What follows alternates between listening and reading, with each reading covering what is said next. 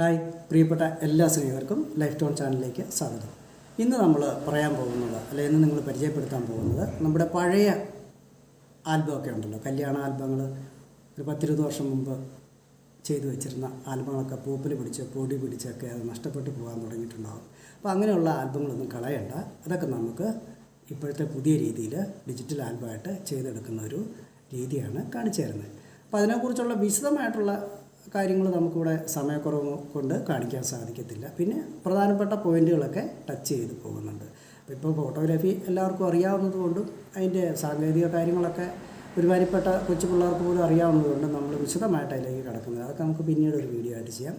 എങ്ങനെയാണ് പഴയ ആൽബം പുതിയ രീതിയിൽ ചെയ്തെടുക്കുന്നു എന്നുള്ള ആ പ്രൈമറി ആയിട്ടുള്ള മെത്തേഡാണ് കാണിക്കുന്നത്. അപ്പോൾ നിങ്ങൾക്ക് ഇഷ്ടമായ ലൈക്ക് ചെയ്യാം, നിങ്ങളുടെ അഭിപ്രായങ്ങൾ കമൻറ്റായിട്ട് രേഖപ്പെടുത്താം, സബ്സ്ക്രൈബ് ചെയ്യാം, ബെൽ ബട്ടൺ ഓണാക്കി വെച്ച് കഴിഞ്ഞാൽ ഇനിയും ഇതുപോലെ ഞങ്ങൾ പുതിയ വീഡിയോകളൊക്കെ നിങ്ങൾക്ക് അപ്ഡേറ്റ് ആയിട്ട് നിങ്ങളുടെ മൊബൈലിലേക്ക് വരും. അപ്പോൾ ഏറ്റവും സ്നേഹത്തോടെ വീഡിയോയിലേക്ക് സ്വാഗതം ചെയ്യുന്നു.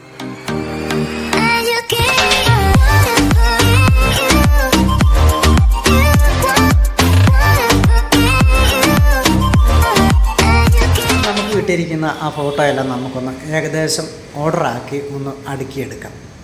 അപ്പോൾ ഏകദേശം ഓർഡർ ആക്കുക എന്ന് പറയുമ്പോൾ കല്യാണത്തിൻ്റെ ഓർഡർ സാധാരണ നമുക്ക് ഒക്കെ അറിയാൻ സാധിക്കും. കൂട്ടുകാരൊക്കെ പോയി കല്യാണം കൂടിയിട്ടുണ്ടെങ്കിൽ അറിയാൻ സാധിക്കും ഏകദേശം ഒരു ഓർഡർ എന്താണ്. ഇപ്പോഴത്തെ ഓർഡറും പഴയ ഓർഡറും ഒക്കെ സെയിം തന്നെ, കല്യാണത്തിൻ്റെ മെത്തേഡും എല്ലാം ഒന്ന് തന്നെയാണ്.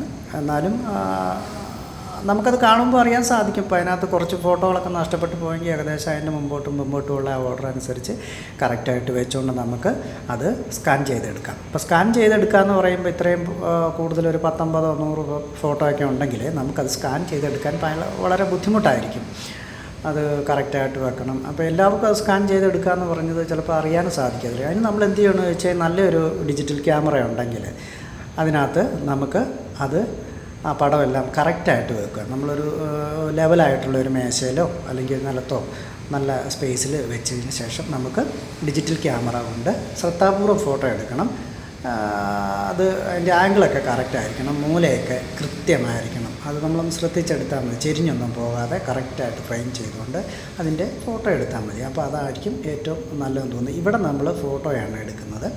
അപ്പം അങ്ങനെ നമുക്ക് ആ ഫോട്ടോ എടുക്കുമ്പോൾ പെട്ടെന്ന് തന്നെ ഈ പഴയ ഫോട്ടോ എല്ലാം നമുക്ക് നമ്മുടെ ഡിജിറ്റൽ ക്യാമറയിലെ കാർഡിനകത്തേക്ക് കിട്ടും.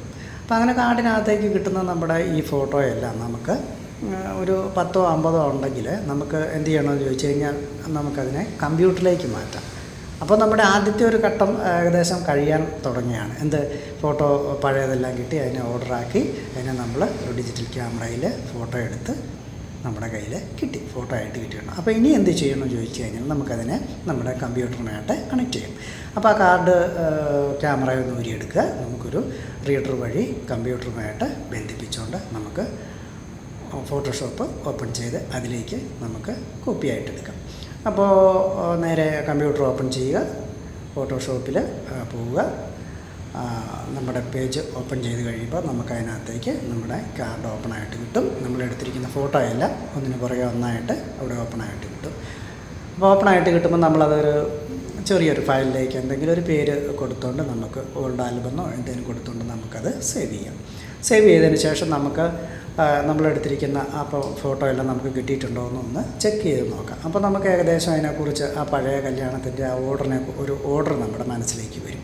എന്തൊക്കെ നഷ്ടപ്പെട്ടിട്ടുണ്ട്, എവിടെയൊക്കെ കിട്ടാതെ ഉണ്ടെന്ന്. അപ്പോൾ അതനുസരിച്ച് നമുക്കതിനെ ക്രമീകരിക്കാൻ പറ്റും. അപ്പോൾ ഒന്ന് ഏകദേശം എടുത്ത് നോക്കുമ്പോൾ ആ ഫോട്ടോയുടെ ക്വാണ്ടിറ്റിയൊക്കെ നമുക്ക് അറിയാൻ സാധിക്കും. എങ്ങനെ അതിനെ കളറ് കറക്റ്റ് ചെയ്യണം, അതിന് ബ്രൈറ്റൊക്കെ കൂട്ടണോ എന്നൊക്കെയുള്ള കാര്യങ്ങൾ നമുക്ക് ഏകദേശം മനസ്സിലായി കിട്ടും. അപ്പോൾ നമുക്ക് ഇതിനകത്ത് ഈ ആൽബം നമ്മൾ ചെയ്യുമ്പോൾ പഴയ ആൽബം നമ്മൾ പുതിയ ഡിജിറ്റൽ സാങ്കേതിക വിദ്യയിൽ ചെയ്തെടുക്കുമ്പോൾ ഒരു കാര്യം ഇവിടെ പ്രത്യേകം പറയാൻ ഞാൻ ആഗ്രഹിക്കുകയാണ്.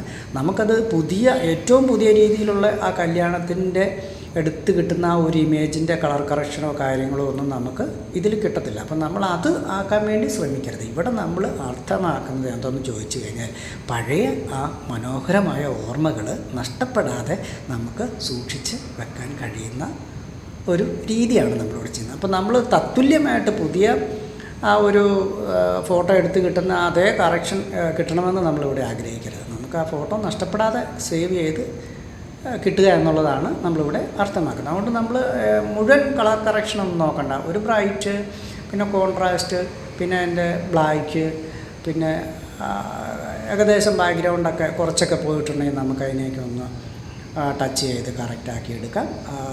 ക്ലോസപ്പായിട്ടുള്ള പടങ്ങളിൽ എവിടെയൊക്കെ ഒത്തിരി ഡാമേജ് ഉണ്ടെങ്കിൽ അതൊക്കെ ഒന്ന് റെഡിയാക്കി എടുക്കാം.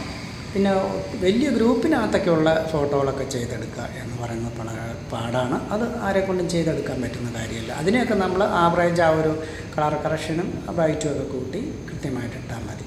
അപ്പം നമ്മൾ ഇത്രയൊക്കെ ഒരു കാര്യം ചെയ്ത് കഴിഞ്ഞാൽ പിന്നെ നമുക്കതിനെ ഒരു പേജിലേക്കാക്കണം.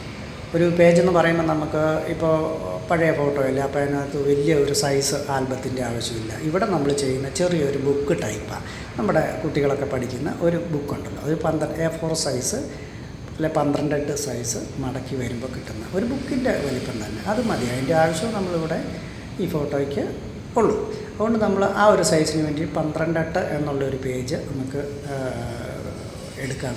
അതിന് നല്ലൊരു റെസൊല്യൂഷൻ കൊടുക്കാം. ഒരു 300-200 റെസൊല്യൂഷൻ കൊടുത്ത് നമുക്കതിനകത്ത് ആ ഓരോ പേജിലേക്ക് നമുക്ക് ഈ പടങ്ങൾ ക്രമമായിട്ട് എടുത്തു വെക്കാം. അപ്പോൾ നമ്മൾ ആദ്യമായിട്ട് PSD ഫോർമാറ്റിലാണ് നമ്മൾ ആൽബങ്ങൾ എപ്പോഴും ചെയ്യുന്നത്. അപ്പോൾ അതാകുമ്പോൾ നമുക്ക് എന്തെങ്കിലും മിസ്റ്റേക്കുകളുണ്ടെങ്കിൽ വീണ്ടും അത് കറക്ഷൻ ചെയ്യാനുള്ള അവസരം അതിനകത്തുണ്ടാകുന്നുണ്ട്. അതുകൊണ്ട് PSD ഫോർമാറ്റിലാണ് നമ്മൾ ഈ ആൽബം ചെയ്തെടുക്കുന്നത്. അപ്പോൾ ഒരു പേജിനകത്ത് കുഞ്ഞു പേജില്ല, അതിനകത്ത് നമ്മൾ ഒത്തിരി ഫോട്ടോകളൊന്നും കുത്തി നിറച്ച് വെക്കേണ്ട ആവശ്യമില്ല. കാരണം ഇതാ വീട്ടുകാർക്കോ അല്ലെങ്കിൽ അവരുടെ മക്കൾക്കോ അവരുടെ ബന്ധുക്കൾക്കൊക്കെ അവരെ ഒന്ന് കാണാൻ വേണ്ടി. അപ്പോൾ ഒരു സാമാന്യം പണ്ടത്തെ ഫോട്ടോയൊക്കെ മിക്കവാറും 6x4 സൈസ് എന്നുള്ള ഒരു കോമൺ സൈസായിരിക്കും ആൽബത്തിനകത്ത് വരുന്നത്. ആ ഒരു സൈസ് തന്നെ നമ്മളിവിടെ ക്രിയേറ്റ് ചെയ്താൽ മതി.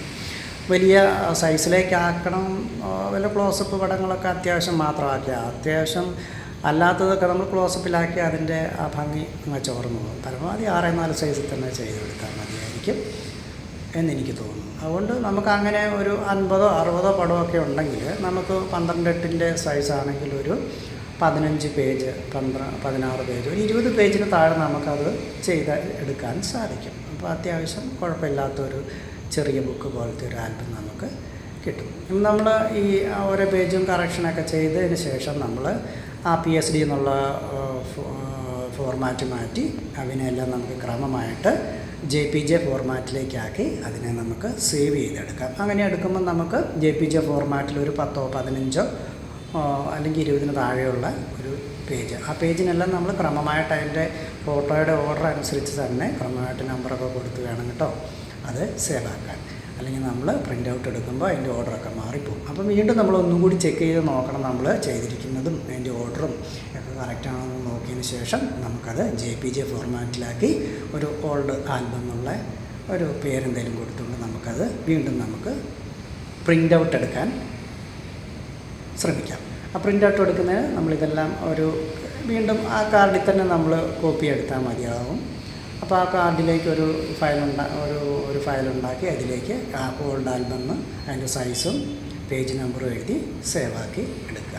അതിനുശേഷം നമുക്കത് ഇപ്പോൾ നമ്മുടെ ആൽബത്തിൻ്റെ ഏതാണ്ട് മുഴുവനായിട്ടുള്ളൊരു പ്രോസസ്സ് കഴിഞ്ഞിട്ടുണ്ട്. നമ്മൾ ആ പഴയ ഫോട്ടോ എല്ലാം സ്കാൻ ചെയ്ത ഫോട്ടോ എല്ലാം കമ്പ്യൂട്ടറിലാക്കി അതിന് ശേഷം നമ്മളത് പേജെല്ലാം കറക്റ്റ് ചെയ്തു. അതിനുശേഷം കളർ കറക്റ്റ് ചെയ്തു.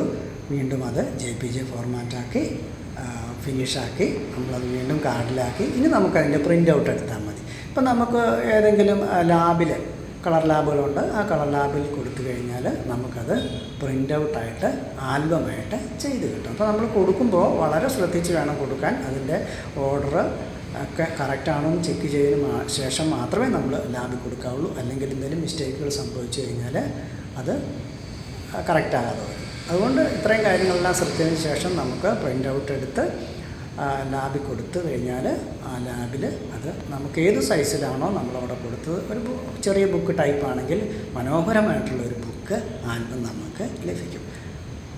അപ്പോൾ ആ പഴയ ഫോട്ടോയെല്ലാം പൂപ്പൽ പിടിച്ച് നമ്മൾ നഷ്ടപ്പെട്ടു പോകുമെന്ന് പ്രതീക്ഷിച്ച നമ്മുടെ മാതാപിതാക്കന്മാരുടെ ആ ഓർമ്മയുണർത്തുന്ന മനോഹരമായ ഫോട്ടോഗ്രാഫുകളൊക്കെ ആധുനിക രീതിയിൽ ഡിജിറ്റൽ സാങ്കേതിക വിദ്യയിൽ മനോഹരമായിട്ടുള്ള ഒരു കുട്ടി ആൽബമായിട്ട് നമുക്ക് ചെയ്തെടുക്കാൻ സാധിക്കും. നമ്മൾ വളരെ ശ്രദ്ധാപൂർവ്വം ഇത് വീട്ടിൽ സൂക്ഷിച്ച് വെക്കുകയാണെങ്കിൽ ഒരു 10-25 വർഷം വരെ വീണ്ടും അതിനെ കേടുകൂടാതെ നമുക്ക് കാണാൻ സാധിക്കും. മനോഹരമായ ചിത്രം. ഇടയ്ക്കിടയ്ക്ക് നമ്മൾ ഇത്തരം ഡിജിറ്റൽ ആൽബങ്ങൾ ഇടയ്ക്കിടയ്ക്ക് നമ്മളൊന്ന് ഓപ്പൺ ചെയ്ത് നോക്കുന്നത് നന്നായിരിക്കും. കാരണം ഇതൊക്കെ എയർ സർക്കുലേഷൻ ഉണ്ടെങ്കിൽ അത് കൂടുതൽ കാലം നിലനിൽക്കും. ഈ ഓരോ പേജ് തമ്മിലിങ്ങനെ ചേർന്നിരിക്കുമ്പോൾ അതിനുള്ളിലൂടെ എയർ നന്നായിട്ട് കടന്നു പോവുകയാണെങ്കിൽ അതിനുവേണ്ടി നമ്മൾ ചെയ്യേണ്ട എന്താണെന്ന് വെച്ചാൽ വല്ലപ്പോഴും സമയം കിട്ടുമ്പോൾ നമ്മൾ ഇത്തരം ആൽബങ്ങൾ നമ്മുടെ വീട്ടിലൊക്കെ ഡിജിറ്റൽ ആൽബം ഉണ്ടെങ്കിൽ അത് ഇടയ്ക്കൊക്കെ ഒന്ന് തുറന്ന് നോക്കി ഓർമ്മ പുതുക്കുന്നതിനോടൊപ്പം അത് തുറന്നു നോക്കുന്നതും നന്നായിരിക്കും. അപ്പോൾ അതിൽ പൂപ്പലൊക്കെ പിടിക്കാനുള്ള സാധ്യത കുറഞ്ഞിരിക്കും. അപ്പം നമ്മുടെ ആ പഴയ ഓർമ്മകൾ വീണ്ടും തിളക്കമുള്ള ഡിജിറ്റൽ സാങ്കേതികവിദ്യയിൽ ചെയ്തെടുക്കാൻ സാധിക്കും. അപ്പോൾ ഇങ്ങനെ ചെയ്തെടുത്ത ആൽബം നിങ്ങൾക്ക് വേണമെങ്കിൽ അത് പ്രിൻ്റ് ഔട്ടായിട്ട് എടുക്കാം. അതിനുശേഷം വേണമെങ്കിൽ അത് മൊബൈലിലേക്ക് നമുക്ക് കോപ്പി ചെയ്തെടുത്തു കഴിഞ്ഞാൽ മൊബൈലിൽ കാണാൻ പറ്റും. ഇപ്പം പിന്നെ മൊബൈലിൽ നമ്മൾ കറക്റ്റായിട്ടുള്ള ഡാറ്റകളൊന്നും സൂക്ഷിച്ച് വെക്കരുത്. കാരണം മൊബൈലിൽ നിന്ന് പെട്ടെന്ന് എന്തെങ്കിലും കഴിച്ച് നഷ്ടപ്പെട്ടു പോയാൽ അതെല്ലാം പോകും. അപ്പം മൊബൈലിൽ നമുക്ക് ഈ ഫോട്ടോകളെല്ലാം സേവ് ചെയ്ത് എടുക്കാൻ പറ്റും. അത്യാവശ്യമുള്ള പ്രിൻ്റുകളൊക്കെ നമുക്ക് വേണമെങ്കിൽ ലാമിനേഷൻ ചെയ്ത് സൂക്ഷിച്ച് വെക്കാൻ പറ്റും. അങ്ങനെയൊക്കെയുള്ള ഒത്തിരി ഗുണങ്ങൾ ഇതിനകത്തുണ്ട്. പിന്നെ പഴയ നമ്മുടെ കല്യാണ കാസറ്റുകളൊക്കെ ഉണ്ട്. അത് പണ്ടൊക്കെ VCP ആയിരുന്നു. ആ VCP ആയിട്ടുള്ള കാസറ്റുകൾ ഇപ്പോൾ അതൊന്നും ഇല്ല. അതെല്ലാം നിലച്ച് പോയി. 10-25 വർഷങ്ങൾക്ക് മുമ്പ് ആ ഒരു സാങ്കേതിക വിദ്യയായിരുന്നു ഉണ്ടായിരുന്നത്. ഈ അടുത്ത കാലത്ത് വരെ DVD ഒക്കെ ഉണ്ടായിരുന്നു. ഇപ്പോൾ അതും പോയി. അത് നമുക്ക് ഇപ്പോൾ പെൻ ഡ്രൈവിൽ ആക്കിയെടുക്കാൻ പറ്റും. അതുപോലെ തന്നെ അത് മൊബൈലിലിട്ട് കാണത്തക്ക രീതിയിലാക്കി എടുക്കാൻ പറ്റും. അപ്പോൾ ആ പഴയ VCPകൾ വീട്ടിലുണ്ടെങ്കിൽ അത് നമുക്ക് ഈ രീതിയിൽ പുതിയ രീതിയിൽ കാർഡിൽ ആക്കിയെടുക്കാൻ സാധിക്കും. പിന്നെ പഴയ ബ്ലാക്ക് ആൻഡ് വൈറ്റ് ഫോട്ടോകളൊക്കെ മാതാപിതാക്കന്മാരുടെയൊക്കെ ഫോട്ടോകൾ പോയിട്ടുണ്ടെങ്കിൽ അതും നമുക്ക് ഡിജിറ്റൽ സാങ്കേതിക വിദ്യയിൽ എടുത്ത് വെക്കാൻ സാധിക്കും. ഏത് സൈസിൽ വേണമെങ്കിലും, ഒത്തിരി പോയിട്ടൊന്നും ഇല്ലെങ്കിൽ ഏത് സൈസിൽ വേണമെങ്കിലും നമുക്കത് ഫോട്ടോഷോപ്പിലൂടെ മനോഹരമായിട്ട് അവരുടെ ഓർമ്മകൾ നമുക്ക് സൂക്ഷിച്ച് വെക്കാൻ സാധിക്കും. മൊബൈലിൽ അത് ആയിട്ട് കാണാൻ പറ്റും. അത് ഓർമ്മയായിട്ട് നമുക്ക് കരുതി വെക്കാൻ സാധിക്കും.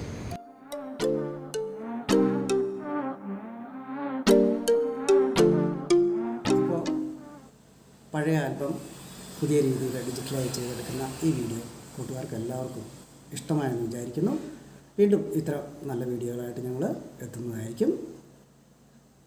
അത്തരം വീഡിയോകൾ നിങ്ങളുടെ മൊബൈലിലേക്ക് എത്താൻ ബെൽ ബട്ടൺ ഓണാക്കി വെക്കുക.